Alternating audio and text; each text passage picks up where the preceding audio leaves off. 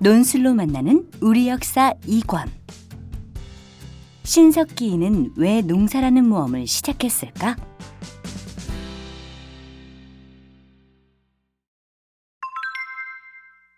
토기를 만들어 음식을 담으면 어떨까? 자, 선물. 알랑고리는 버단이 수줍게 내민 것을 받아들었습니다. 생각보다 무거워서 두 손으로 들고 이리저리 들여다보았습니다. 그것은 커다란 팽이처럼 위는 넓고 아래는 뾰족하였고 안은 텅 빈 것이 마치 고깔 모자를 뒤집어 놓은 것 같았습니다. 이게 뭐야? 토기. 흙으로 만든 그릇이야. 말린 물고기와 수확한 곡식을 어떻게 보관해야 할지 모르겠다며 항상 걱정했잖아. 그래서 내가 한번 만들어봤어. 버단은 알랑고리에게서 다시 토기를 넘겨받아 모래 위에 꽂았습니다. 그러자 토기가 땅에 쏙 박혔습니다. 이 안에 남은 곡식이나 말린 물고기 등을 담아서 이렇게 땅에 쏙 박으면 돼. 어때?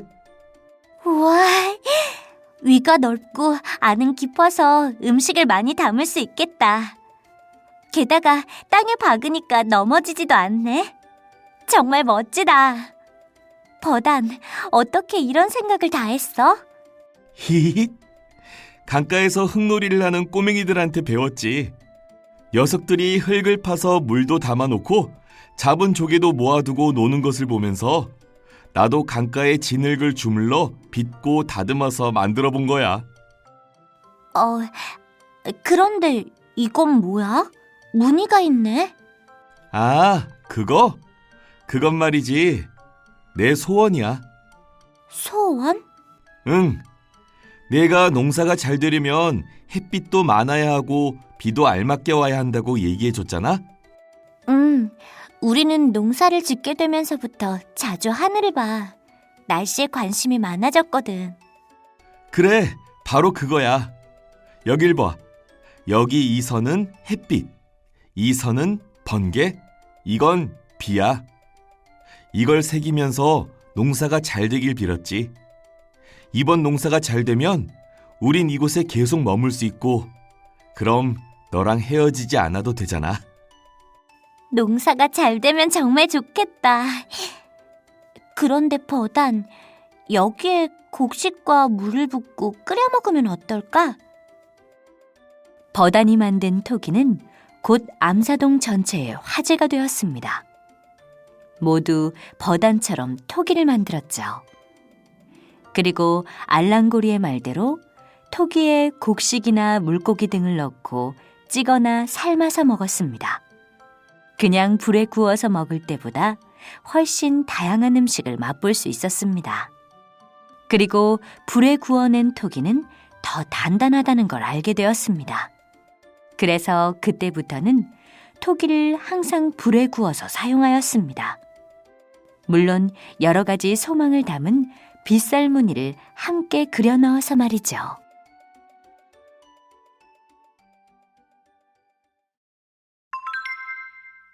왜 동굴이 아니라 강가에 움집을 짓고 살았을까?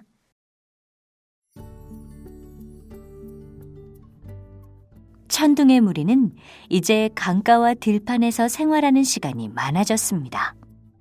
그래서 들판과 멀리 떨어진 동굴이 불편했습니다. 어차피 곡식이 익을 동안 머물러야 했기 때문에 포고리 마을처럼 강가 근처에 집을 짓기로 했습니다. 천둥은 포고리를 찾아가 움집 짓는 방법을 배워왔습니다. 자, 이제 우리도 움집을 짓자. 우선 집 지을 재료가 필요하다. 이 주변에 나무와 갈대, 억새가 많으니 잘 나오면 될 것이다. 재료가 마련되자 드디어 집 짓기가 시작되었습니다. 먼저 땅에 장대로 둥글게 집터 모양의 선을 그었습니다. 그리고 그곳을 무릎 깊이만큼 팠습니다.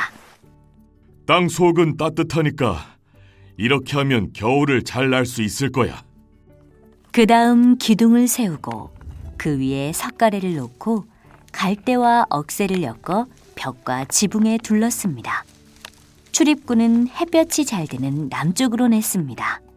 마지막으로 움집 한가운데에 약간 바닥을 파고 자갈돌을 둘러 화덕을 만들었습니다. 또 화덕 근처에 저장 구덩이를 파두었습니다.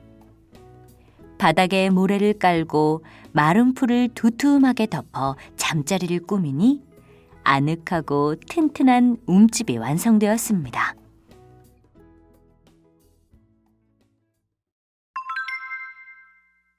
가축을 기르고 옷도 지어 입게 되었다고?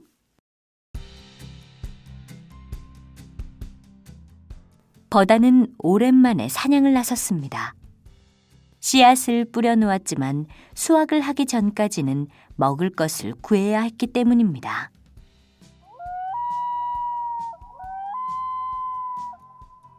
어디선가 새끼 늑대의 울음소리가 들려왔습니다. 어미를 잃은 모양이군. 불쌍해. 데려가자. 버다는 새끼 늑대를 길들이고 개라고 이름 지었습니다. 개는 냄새를 잘 맡고 날쌔어서 사냥도 잘했습니다. 다른 짐승도 산채로 잡아서 집 주변에 울타리를 치고 직접 키우자. 그러면 필요할 때 언제든지 잡아먹을 수 있을 거야. 버단의 말을 들은 사람들은 옳카니! 하고 무릎을 쳤습니다. 그리고 이번에는 새끼 멧돼지를 잡아 가두어 놓고 기르기로 했습니다. 다 자라면 사나워지니까 새끼 때 송곳니를 자르자. 이렇게 기른 멧돼지는 집돼지가 됩니다. 돼지는 맛도 좋고 고기도 많아 식량 걱정을 크게 덜어주었습니다. 이제 가축을 기르는 마을이 점점 늘어났습니다. 한편 알랑고리도 무척 바빠졌습니다. 버단을 위해 시원한 삼배옷을 만들어주기로 했거든요. 먼저 이렇게 겉껍질을 벗겨내면 하얀 속껍질이 나온단다. 이 속껍질을 가늘게 찢은 다음 가락바퀴를 이용해서 실을 가늘게 뽑아내거라. 이렇게 말이죠, 어머니. 그물을 만들 때와 비슷하군요. 옳지, 그렇게. 자, 이제 이 실로 옷감을 짤 거야. 알랑고리는 포고리가 가르쳐주는 대로 실을 엮어서 옷감을 짜기 시작했습니다. 몇 날 며칠이 걸리는 고된 작업이었죠. 하지만 버단이 시원한 삼배옷을 입고 열심히 일하는 모습을 생각하니 힘든 줄도 몰랐습니다. 옷감이 완성되자 목과 팔이 드나들 정도로 구멍을 남기고 양옆을 뼈바늘로 꿰맸습니다. 드디어 완성! 알랑고리는 새 옷을 들고 곧장 버단에게 달려갔습니다.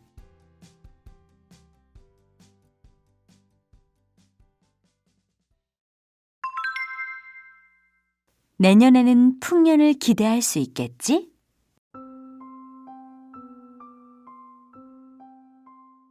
늦여름의 따가운 햇볕을 받으며 알곡이 여물기 시작했습니다. 아하하하! 올해는 성공하겠어! 한 달만 있으면 온 들판이 누렇게 변할 테고 천둥의 무리도 수확의 기쁨을 맛볼 수 있겠지요. 이젠 더 이상 이동하지 않아도 돼. 곡식을 저장해 두었다가 조금씩 먹으면 되니까 말이야. 하하하. 그때였습니다.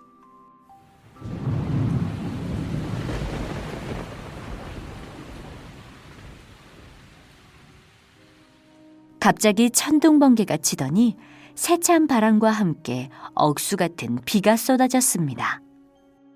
정성껏 기른 곡식이 강풍에 쓰러지고 빗물에 떠내려갔습니다. 아무리 발을 동동 굴러도 하늘은 사정을 봐주지 않았습니다. 지금 이 순간 사람이 할 수 있는 일은 아무것도 없었습니다. 그렇게 이틀이 지나고 다시 해가 얼굴을 내밀었습니다. 그러나 천둥의 무리에게 남은 건 하나도 없었습니다. 이건 처음부터 무리였어. 농사라는 건 우리가 어떻게 할 수 있는 게 아니야. 맞아. 1년 동안 죽어라 이랬는데 우리가 얻은 게 대체 뭐야? 다시는 농사 같은 거 생각도 하지 말고 그냥 하던 대로 사냥, 고기잡이, 채집이나 하며 살자고. 무리는 후회했습니다. 하지만 천둥은 아직도 믿을 수가 없었습니다. 비만 오지 않았어도. 불과 이틀 전까지 얼마나 설레었던가. 천둥은 누런 빛을 더해가던 알곡의 풍성함을 잊을 수가 없었습니다. 그래, 한 번 더 해보자. 2팔 가득 수확을 나는 그날까지 절대 포기하지 않을 것이다. 며칠 후 포고리 마을 사람들이 모닥불 주위로 빙 둘러앉았습니다. 마을 회의를 시작하려는 것이죠. 그리고 포고리 마을 사람들 사이에 천둥의 무리도 있었습니다. 포고리가 사람들 앞에 나섰습니다. 자, 조용! 이번 농사는 성공하지 못했다. 하지만 너무 실망하지 말고 내년에 다시 시작해보자. 포고리 마을 사람들이 고개를 끄덕였습니다. 그들은 이미 수확의 기쁨을 맛보았기 때문에 한 번 실패했다고 포기할 생각은 없었습니다. 천둥의 무리도 떠나지 않고 다시 농사에 도전할 것이다. 그리고 이번 보름날 알랑고리를 버단과 혼인시킬 것이다. 그럼 내일 2 사람을 위해 집을 짓도록 합시다. 포고리 족장, 내년에는 사람이 더 늘어날 테니 밭을 더 많이 일구어야 합니다. 맞습니다. 그리고 내년에는 홍수에 대비해 지대가 좀 더 높은 곳에 씨앗을 뿌려보면 어떨까요? 다른 사람들은 이 2 사람의 의견에 대해 어떻게 생각하는가? 같은 생각입니다. 저도요. 모두가 동의를 하자 포고리는 마을 회의를 정리합니다. 좋다. 모두 한 해 동안 수고했다. 풍족하진 않지만 이걸로 흥겹게 놀아보자. 마을 사람들은 홍수에 떠내려온 멧돼지를 모닥불에 구워 함께 나누어 먹었습니다. 노래를 부르고 춤도 추었습니다. 한껏 멋을 내기 위해 걸친 뼈목걸이와 송곳니 발찌, 그리고 조개 팔찌들이 서로 부딪히며 기분 좋은 소리를 냅니다. 그 소리는 음악이 되어 타닥타닥 불꽃과 함께 하늘로 올라가 별이 됩니다. 축제가 점점 흥겨워지자 밤하늘에는 더 많은 별들이 반짝입니다. 아마도 저 별들처럼 내년이 되면 암사동 마을에는 더 많은 농사꾼이 생겨나겠지요?